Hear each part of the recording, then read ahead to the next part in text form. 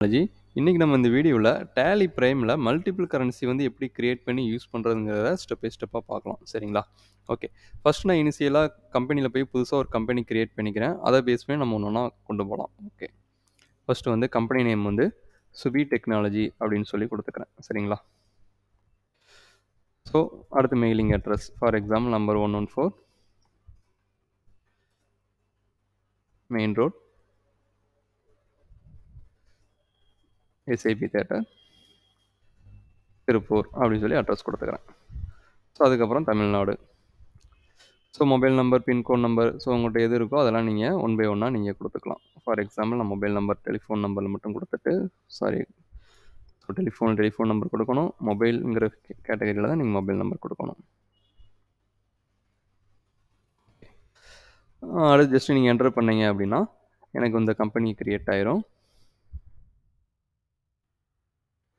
அதுக்கப்புறம் வந்து இந்த கம்பெனிக்கு என்னென்ன ஆப்ஷன்லாம் வேணும் வேணாங்கிறத எஸ்ஆர் நோ கொடுத்து நம்ம ஆட் பண்ணிக்கலாம். ஃபார் எக்ஸாம்பிள் டேக்ஸு, ஸோ இதெல்லாம் நோ கொடுத்து ஜஸ்ட் என்டர் பண்ணிக்கிறேன்.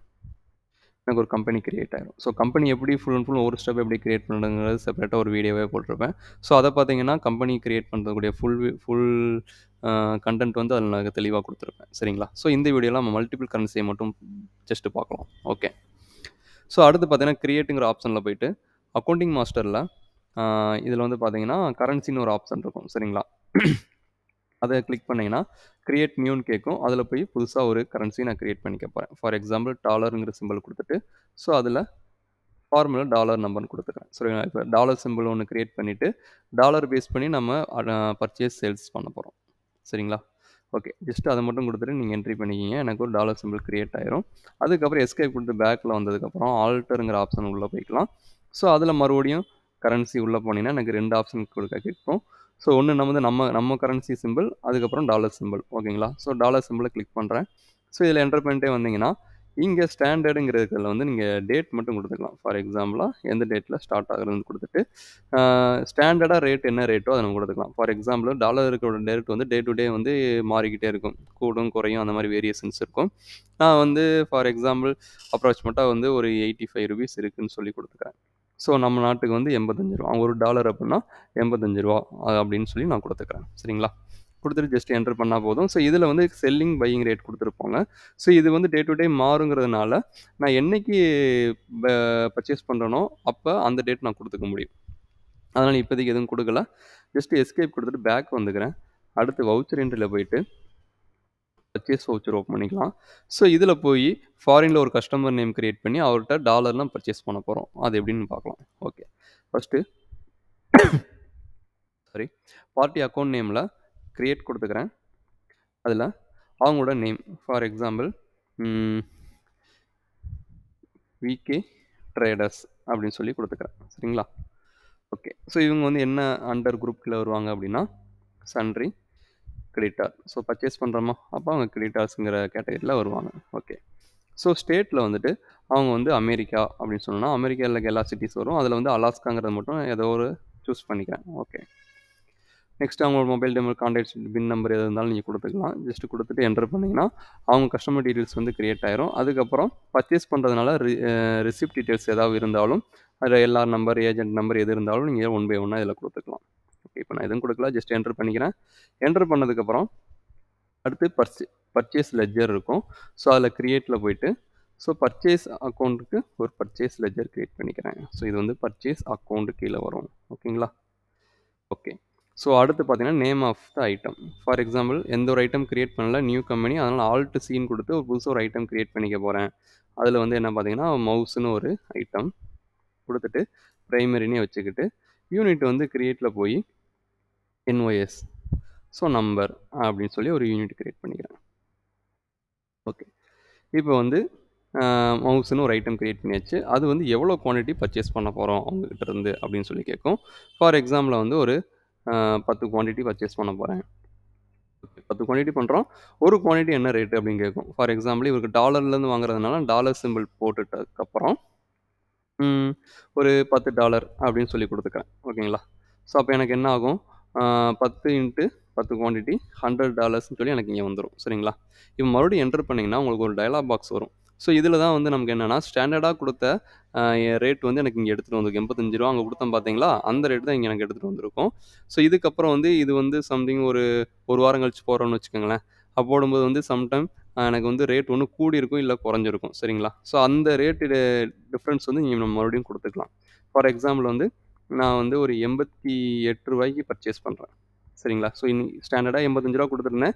இன்னைக்கு நான் பர்ச்சேஸ் பண்ணும்போது அதோட ரேட் வந்து அதிகமாயிருச்சு. ஸோ ரூ. 88 அப்படின்னு சொல்லி குடுத்துட்டு என்டர் பண்ணிக்குவேன். ஓகேங்களா? இப்போ வந்து மவுஸோட செக்ஷன் முடிஞ்சது. ஓகே. அதே மாரி ஆல்ட் சி குடுத்துட்டு இன்னொரு ஐட்டம் ஆட் பண்ணிக்க போறேன். ஃபார் எக்ஸாம்பிளா கீபோர்ட் அப்படின்னு சொல்லி குடுத்துட்டு பிரைமரி அது என்ஓஎஸ் தான். குடுத்ததுக்கப்புறம் இதுவுமே வந்து ஒரு 10 குவான்டிட்டி தான் வாங்குறேன். ஸோ இதோட ரேட்டு டாலர் போட்டுட்டு ஒரு $15 அப்படின்னு சொல்லி குடுத்துர்றேன். அப்போ மொத்தம் $150 அப்படின்னு வந்துரும். மொத்தம் 2 ஆட் பண்ணா $250 எனக்கு வந்துருச்சு. மறுபடியும் என்டர் பண்ணீங்கன்னா, இதுவுமே அதே ரேட்டு தான். சரி ஒரே நாள்ல தான் பர்ச்சேஸ் பண்ண போறேன் 2 ஐட்டமே. ஜஸ்ட்டு என்டர் பண்ணிக்க இத க்ளோஸ் பண்ணிக்கிறேன். மறுபடியும் என்டர் பண்ணீங்கன்னா, new reference reference name, due date எது குடுக்கறதுனாலும் நீங்க குடுத்துக்கலாம். சரிங்களா? இப்போ ஜஸ்ட்டு நான் எல்லாமே என்டர் பண்ணிட்டு, நரேஷன் குடுக்குறதா இருந்தா, ஏதாவது குடுக்கறதா இருந்தா குடுத்துட்டு ஜஸ்ட்டு எஸ் குடுத்துக்கிறேன். இப்போ வந்து விகே ட்ரேடர்ஸ்ட்டருந்து ஒரு பர்ச்சேஸ் பில் அடிச்சாச்சு. சரிங்களா? டாலர் பேஸ் பண்ணி அடிச்சாச்சு. அதுக்கப்புறம் வந்து அவங்களுக்கு நான் பேமெண்ட் பண்ணணுமா? ஸோ, அதனால பேமெண்ட் வவுச்சர் எடுத்துக்கிட்டு, அதில அக்கவுண்ட் ஃபார் எக்ஸாம்பிள் அந்த கேஸ்க்கு நம்ம எதுவுமே கிரியேட் பண்ணல. கேஸ்ல எவ்வளோ அமௌண்ட் இருக்கு, பேங்க் கிரியேட் பண்ணி பேங்க்ல எவ்வளோ அமௌண்ட் இருக்கு, எதுவுமே கிரியேட் பண்ணல. அதனால இப்போ வெறும் கேஷ் மட்டும் குடுத்துக்கிறேன். ஆனா, இப்போ என்ட்ரி போட்டாலுமே அது நெகட்டிவ்ல தான் போகும். ஏன்னா, எந்த ஒரு அமௌண்ட்டுமே ஆல்ரெடி பேக்கப்ல இருக்குன்னு ஓப்பனிங்ல நம்ம எதுவுமே குடுக்கல. புதுசா தானே கிரியேட் பண்ணோம். அதனால நெகட்டிவ்ல தான் எனக்கு காட்டப்போகுது. சரி அது ஒண்ணும் பிரச்சனை இல்ல. இப்போ நான் அடுத்து என்ன பண்ண போறேன்னா, யாருக்கு பேமெண்ட் பண்ண போறேன்னு கேட்கும். ஸோ, விகே ட்ரேடர்ஸ்ன்னு குடுத்தீங்கன்னா, அவங்க நேம் வரும். ஜஸ்ட் என்டர் பண்ணிக்கங்க. எவ்வளோ அமௌண்ட்டு? ஸோ, அமௌண்ட்டுமே வந்து நான் டாலர்ல மென்ஷன் பண்ணணும். மொத்தம் $250க்கு பர்ச்சேஸ் பண்ணியிருந்தோம். அப்படிதானே? ஓகே. இப்போ வந்து இவங்களுக்கு வந்து ஒரு $100 மட்டும் பேமெண்ட் பண்றேன். மறுபடியும் என்டர் பண்றேன். ஸோ, பேமெண்ட் பண்ணும்போது ஒரு 1 வீக் கழிச்சு பேமெண்ட் பண்றேன்னாலும், எனக்கு ரேட் எடுத்துட்டு வரும். ஸோ, நம்ம பணம் கட்டும்போது அன்னைக்கு என்ன ரேட்டு டாலருக்குன்னு கேட்குது. ஸோ, ரூ. 88க்கு வாங்கியிருக்கேன். ஸோ, நான் பணம் கட்டும்போது பார்த்தீங்கன்னா, டாலரோட மதிப்பு ரூ. 2 கூடிருச்சு. நம்ம நாட்டு மதிப்படி. ரூ. 90 ஆயிருச்சு. சரிங்களா? இப்போ ரூ. 90ன்னு போட்டுட்டு என்டர் பண்ணிக்கிறேன். ஓகே. இப்போ பார்த்தீங்களா, எனக்கு கேஸ் நெகட்டிவ்ல போதா? ஏன்னா எதுவுமே நம்ம கிரியேட் பண்ணாதனால நெகட்டிவ்ல காட்டுது. ஜஸ்ட் என்டர் பண்ணிக்கிறேன். இந்த மாரி ஒரு என்ட்ரி போட்டாச்சு. ஓகே. மறுபடியும் எஸ்கேப் குடுத்து பேக்ல வரேன். பேக்ல வந்துட்டு பேலன்ஸ் ஷீட் அப்படிங்கிறத கிளிக் பண்றேன். எனக்கு பாருங்களேன், இந்த இடத்துல அன்அட்ஜஸ்டட் கெயின் அண்ட் லாஸ் ₹250 அப்படின்னு சொல்லி எனக்கு காட்டுது. ஸோ என்ன அப்படின்னா, நாம என்ன பண்ணோம்? ஸோ கண்ட்ரோல்+N குடுத்துக்கிறேன். கால்குலேட்டர் ஓப்பன் ஆகுது. ஆ ரூ. 88க்கு நம்ம வாங்குனோம். சரிங்களா? வாங்கிட்டு திரும்ப பே பண்ணும்போது ரூ. 90 ஆயிருச்சா? ஓகேங்களா? அப்ப ரூ. 2 அதிகமாயிருக்கு. சரிங்களா? அப்ப நம்ம எவ்வளோ அமௌண்ட் கட்டணும்? பேக் போய்க்கிறேன். டே புக் ஓப்பன் பண்றேன். ஓப்பன் பண்ணிட்டு, ஃபர்ஸ்ட்டு பர்ச்சேஸ் ஓப்பன் பண்றேன். ஸோ $280க்கு வாங்கியிருக்கேன். ஒரு டாலர் ரேட் வந்து ரூ. 88. சரிங்களா? ஓகே. மறுபடியும் எஸ்கேப் குடுத்து பேக் வந்துட்டு, ஒரு டாலர் ரூ. 88க்கு வாங்கியிருக்கேன். திரும்ப அவங்களுக்கு பே பண்ணும்போது ஒரு டாலர் ரேட் வந்து ரூ. 2 கூடியிருக்கு. சரிங்களா? இவங்களுக்கு எவ்வளோக்கு பே பண்ணியிருக்கோம்? $100 கட்டியிருக்கோமா? அப்ப $1க்கு ரூ. 2 அப்படின்னா, $100க்கு எவ்வளோ? ரூ. 200 ஆச்சா? அந்த ரூ. 200 அமௌண்ட் வந்து எனக்கு டிஃபரன்ஸ்ல காட்டுது. சரிங்களா? இப்ப மறுபடியும் எஸ்கேப் குடுத்து வெளியில வந்துட்டு, மறுபடியும் வவுச்சர் போறேன். மறுபடியும் ஒரு கேஷே குடுத்துட்டு, விகே ட்ரேடர்ஸ் ஓகே. அமௌண்ட் பார்த்தீங்கன்னா $250 முதல்ல $100 கட்டியாச்சு. இப்போ மறுபடியும் ஒரு $150 பே பண்றோம். அதே ரூ. 90க்கு தான் கட்டுறோம். என்டர் பண்ணி க்ளோஸ் பண்ணிக்கிறேன். இப்போ பேக்ல வரேன். பேலன்ஸ் ஷீட் போலாம். ஸோ எனக்கு என்ன ஆகுதுன்னா, அன்அட்ஜஸ்டட் கெயின் அண்ட் லாஸ் 500ன்னு சொல்லி காட்டுது. ஸோ ரூ. 500 டிஃபரெண்ட் இருக்கு அப்படின்னு சொல்லி காட்டுது. சரிங்களா? அப்ப $250க்கு நான் பர்ச்சேஸ் பண்ணியிருக்கேன்.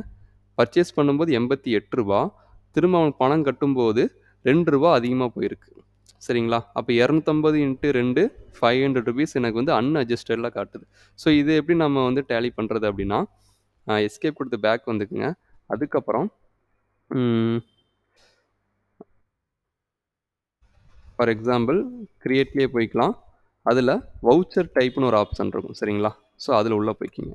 அதில் உள்ளே போனதுக்கப்புறம் இதில் ஒரு வவுச்சர் கிரியேட் பண்ண போகிறோம். For example gain and loss அப்படின்னு சொல்லி கொடுத்துக்கிறோம். எதுக்குன்னா இந்த மாதிரி நம்ம அமௌண்ட் கூடினாலும் குறைஞ்சாலும் ஒன்று கெயின் இல்லை லாஸ் ரெண்டில் ஏதாவது ஒரு கேட்டகரி வரப்போகுது. ஸோ அப்படி கெயின் வந்தால் கெயின்லையும், லாஸில் வந்தால் லாஸ்லையும் அது ஆட்டோமேட்டிக்காக எடுத்துக்கும் நம்ம அமௌண்ட்டை. சரிங்களா? இப்போ என்ன பண்ண போகிறேன், மறுபடியும் என்டர் பண்ணிவிட்டு, ஸோ இந்த வவுச்சர் வந்து எந்த வவுச்சர் கீழே எனக்கு வரப்போகுதுன்னு கேட்குது. ஸோ ஜேர்னல் தான் இதுக்கு. ஸோ ஜேர்னலுங்கிறத என்டர் பண்ணிட்டு வந்துக்குங்க. அதுக்கப்புறம் ஃபைனலாக இங்கே நேம் ஆஃப் த கிளாஸ்னு ஒரு ஆப்ஷன் இருக்கும். அதுலேயும் கெயின் அண்ட் லாஸ் அப்படின்னு சொல்லி கொடுத்துக்கிறேன். மறுபடியும் என்டர் பண்ணிங்கன்னா, ஸோ ஒரு ஆப்ஷன் கேட்கும். அதை வந்து ஃபஸ்ட் ஆப்ஷனை எஸ் கொடுத்துக்கலாம். எஸ் கொடுத்துட்டு, ஸோ இந்த இடத்துல ஒரு லெஜர் நேம் கேட்கும். ஸோ ப்ராஃபிட் அண்ட் லாஸ் லெஜரை இங்கே வச்சுக்கிறோம். ஸோ எதுக்காகனா, ப்ராஃபிட்டில் வந்தால் ப்ராஃபிட்டில் எடுத்துக்கும். எனக்கு லாஸ் ஆனால் லாஸில் அதுவே எடுத்துக்கும். அந்த டிஃப்ரென்ஸ் அமௌண்ட்டை. சரிங்களா? இப்போ அது கொடுத்ததுக்கப்புறம் என்டர் பண்ணி க்ரியேட் பண்ணிக்கலாம். ஓகே. மறுபடியும் எஸ்கேப் கொடுத்தீங்கன்னா வெளியில் வந்துடலாம். மறுபடியும் வவுச்சர் டைப் போகிறோம். போயிட்டு இதில் ஜேர்னல்ங்கிறத கிளிக் பண்ணுங்கள். ஸோ இதில் வந்து பார்த்தீங்கன்னா அந்த கெயின் அண்ட் லாஸ் நமக்கு வந்திருக்கும். சரிங்களா? ஸோ அதை கிளிக் பண்ணுங்கள். மறுபடியும் கிளாஸ்லேயும் கெயின் அண்ட் லாஸ் கொடுத்துக்குங்க. இப்போ அவர் பேர் விகே ட்ரேடர்ஸா? விகே ட்ரேடர்ஸ் அவர் நேம் மட்டும் கொடுத்தீங்கன்னா போதும். ஆட்டோமேட்டிக்காக அவருடைய அமௌண்ட் வந்து எனக்கு எவ்வளோ அமௌண்ட் டிஃப்ரெண்ட் இருக்கோ அந்த அமௌண்ட் எடுத்துகிட்டு வந்துடும். சரி, எனக்கு 500 தான் எனக்கு டிஃப்ரெண்ட்டில் இருக்குது. அந்த அமௌண்ட் எடுத்துகிட்டு வந்துடும். மறுபடியும் ஜஸ்ட்டு என்டர் பண்ணிங்கன்னா, ஸோ அந்த அமௌண்ட் எனக்கு க்ளோஸ் ஆயிரும். அந்த வவுச்சர் என்ட்ரி க்ளோஸ் ஆயிரும். இப்போ பேக் எஸ்கேப் கொடுத்து பின்னாடி வந்துக்குங்க. அதுக்கப்புறம் மறுபடியும் பேலன்ஸ் ஷீட் கிளிக் பண்ணி உள்ளே போனேன்னா, எனக்கு இந்த இடத்துல லெஸ் ட்ரான்ஸ்ஃபரில் அந்த 500 எனக்கு டேலி ஆயிரும். அந்த அன்அட்ஜஸ்டட் இருந்தது பார்த்தீங்களா? ஸோ அது வந்து எனக்கு டேலி ஆகி வந்துடும். சரிங்களா? ஸோ இப்படி தான் நம்ம வந்து டாலர் சிம்பிள் பேஸ் பண்ணி நம்ம ட்ரான்சாக்ஷன் பண்ண முடியும். ஸோ சரிங்களா? ஸோ இந்த டாபிக் புரிஞ்சிருக்குன்னு நினைக்கிறேன். ஸோ புரியலனா இன்னொரு டைம் இந்த வீடியோ பாருங்கள். சப்போஸ் ஏதாவது டவுட் இருந்துச்சுன்னா கீழே கமெண்ட் பண்ணுங்கள். கண்டிப்பாக எங்கள் சப்போர்ட் டீம்லேருந்து ரெஸ்பான்ஸ் பண்ணுவாங்க. சரிங்களா? ஓகே. தேங்க்ஸ் ஃபார் வாட்சிங்.